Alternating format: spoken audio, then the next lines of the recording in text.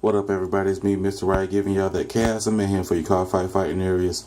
Hopefully, this gave y'all the inspiration and motivation to do so. So if it did, give this video a like, subscribe to my channel for more content, and let's get this show on the road. We got the Maiden of Neo Nectar build. This is with the new current support. Right now, I'm going to go ahead and say that this is not an overly competitive deck. It is meant for casual play and for fun, although if you don't watch out, it could sneak up on you and take a win. We got Maiden of Noisette. Her ability is pretty good for those who run a strict offensive build. So counterblast the Maiden of card, put this into the soul. If you have a Maiden of Vanguard, choose 2 of your Maiden of units on the field, and when they attack the Vanguard, and if it hits, you draw a card. So I will be testing more with this card because that's actually a pretty decent effect. Granted, I wish they gave it like a little bit of a bonus, but drawing a card is good. So doing more testing, as in I want to run more than just this one, maybe even 2. Now my triggers.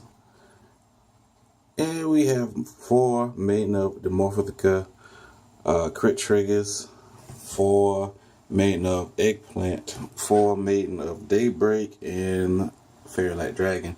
Running these crits, draws, and stands at 4 apiece. My ideal build would be to definitely take out Maiden of Eggplant, but because she has a Maiden of name, I definitely want her in there. I would definitely, hopefully, I would definitely change this out just because I would prefer more crit. And the deck does draw a lot on its own when things do start getting kicked off. But Maiden of Eggplant has definitely put in her work at being a draw trigger when I need my resources and getting some combo plays off. Maiden of Daybreak, because when she's placed, if you have 2 units with the same name, when she's placed on rear, give those 2 units +5 apiece, and then she goes back to the deck. So you in turn will always have at least a stand trigger come up somewhere. And this isn't a Maiden of, but this is just one of the here triggers. We have 4 Maiden of Rambler. She is going to be one of your draw triggers. In a sense, she's a stride fodder, except for it doesn't search out any grade 3 Maiden of cards. But when you stride and then you have a Maiden of the Vanguard, it does get a +1 to its grade, and it doesn't sound all that great. It really isn't, but her second skill is what makes that first skill like, you know what, I'll go ahead and pitch 2 of these because when it's pitched for stride, it gets called back to rear. If you have a Maiden of Vanguard, it gets called back to rear, and then you draw a card. So in turn, you're not necessarily plussing, but you're netting out. So you're minusing 2 from your hand, but you're gaining 2, and those 2 other cards could be anything. So yeah, she's definitely worth it. We have 4 Maiden of Water Pot, again one of your other draw triggers, and she combos well with Maiden of Rambler. Basically, when your other Maiden of well, I would say Maiden of Rambler, but anything that gets called from deck and is a Maiden of, you pay a cost of putting her in the soul, choosing a normal unit, putting to the top of the deck. And of course, you have to have a Maiden of Vanguard. If all those conditions are met, you shuffle your deck after you put that normal unit to the top, draw a card, and counter charge. So she is also a draw trigger. She's a draw and a counter charge. So 4 of her. These 3 are Passion Flower, Maiden of Passion Flower for counter charging. You don't necessarily need her because you have Maiden of Water Pot, and then Maiden of Blossom Rain. So ideally, I would probably run more of Blossom Rain over Passion Flower. And then we have 3 Maiden of Cherry Stone. A pretty good booster for, again, swarming the field. This is what this deck is made for, simply swarming the field. meaning some pretty decent numbers. Nothing like Asha, where Asha powers up the whole field. This deck simply just swarms and gets draw. Yeah. So when she's boosting and the attack hits the Vanguard, put her to the top of the deck. Search out Maiden of Cherry Bloom, call it to rear at rest, and then shuffle your deck. So yeah, you can start again filling your field quite handsomely with this card here. We have 3 Maiden of Gladiolus. I will definitely probably kick this up to 4 just because I like her effect. When she's boosted, Amber Clone, Counterblast 1. She's boosted and the attacking the Vanguard doesn't have to hit. You get to pick a different unit that is not this unit. Now, if you have like 2, you can pick anything that is not the same card. So, as in, if you have 2, let's say she's boosted and you have this one, you can still copy this card here and then call it to rear somewhere. Yeah. So basically, she copies a unit when she's boosted, calls it to rear, and again that will start chaining off Maiden of Water Pot and other cards. You can start getting your cherry stones out there, so you have a booster and a threat of a hit, possibly a stand maybe.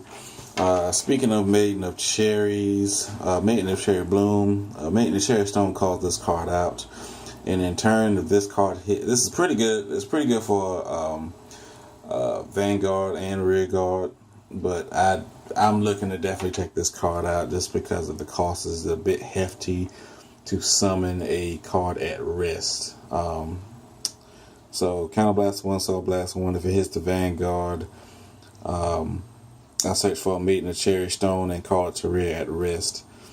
And yeah, that's it. Again, good for swarming field. Nothing extravagant. And then we got the new Maiden of Damask Rose. This is your grade 3 searcher. So once she hits, counterblast the Maiden of card and search for a Maiden of grade 3 or greater. Grade 3 or greater from from your deck, and then add it to your hand and shuffle your deck. So yeah, if in case you want to run less, or you are running specific grade 3 Maiden ofs, this card is a pretty good card. 3s. Running 3 Maiden of Rambling Rose. This is the Legion Reviver for Maiden of Trailing Rose. What she does is when you Legion, discard a card. If you choose to, you can discard a card, and you get to add this card and Trailing Rose to your hand. Then call one of those cards to rear and add the other to your hand. So you in turn get a grade 3 on the field somewhere. You can possibly get this card for re-legioning, or you can, if you didn't have a Trailing Rose in hand, you can still get Trailing Rose and then use Trailing Rose's effect if it hits. Its other skill is when you ride it, so blast 2, and you get to copy a grade 1 or less rear guard and call it to rear.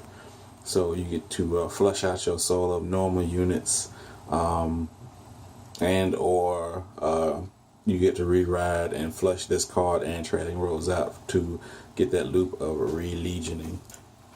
And then the main card I want to say is Maiden of Trailing Rose.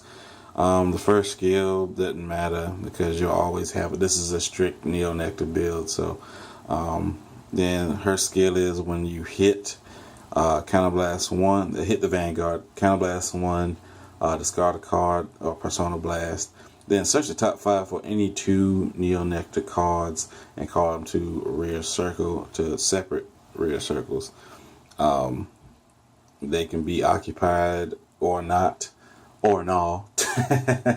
And I am debating actually taking out Rambling Rose, but Rambling Rose and Trailing Rose together is a 22k swing, not to be overlooked. And should you want to run just this card and Maiden of Freldrod or Maiden of Flower Pistol, or also other Maiden of grade 3s that I know of, if you didn't want to run a Maiden of Rambling Rose. So now my strides. because the deck isn't stride dependent, I'm running 2 Flower, Princess of Spring, Arborea. When she hits, you get to copy a card and copy a card on rear and give it +2. So you might want to check your damage, your drop zone, your hand just before you do all of that.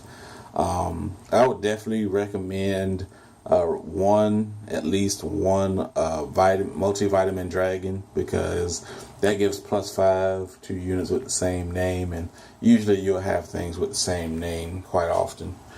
4 Protector Locust, Maiden of Yggdrasil. Her skill is Act, Counterblast 1, Soul Blast 1. You have a Maiden of Heart, which is 100% of the time. Choose up to 3 Maiden of in your front row, and until the end of turn, they get a +5. And when they hit, you get to search your top 5 for a card with the same name as on Vanguard or Rearguard. So, should you not want to ride over Maiden of Rambling Rose, you can use Trailing Rose instead, because they both have an 11k base. That way, you're not running out of Legion. And should you have a field full of different Maiden of cards, that is fantastic, because that gives you a chance to, again, attack. And because you run stand triggers, there's a slight chance that you'll get to attack again with another Maiden of card. And of course, a Maiden of Flower Pot, Water Pot, Flower Pot. Water Pot is on the field. You get her skill off, and you get to reimburse your Counterblast and your soul. Not that the soul is overly needed, but the soul, you do need a little bit of soul going on there. And then 2 Dream Spinning Ranunculus Asha, because this isn't Asha hearted card. So act, choose a face up, so Persona Flip, and then choose one of your rear guards. You have 2 or more of the same. If you have 2 or more of the unit with the same name, then your front row gets +5. Not to mention, it's GB2 or 2 face up and the G zone. You get to freely copy a card and give it +2 on rear circle. So if you have any Maiden of, then again, hopefully Water Pot somewhere there, and you get more draw and more cards. Hopefully this deck gave y'all some insight on how to play with or against this type of build. Again, it's more for casual play, quite fun. Yeah. Any questions, comments, leave them in the comment section. Any suggestions you guys would have, go ahead and leave it in the comment section. I would definitely look into that. And let's be civilized about it. Holla.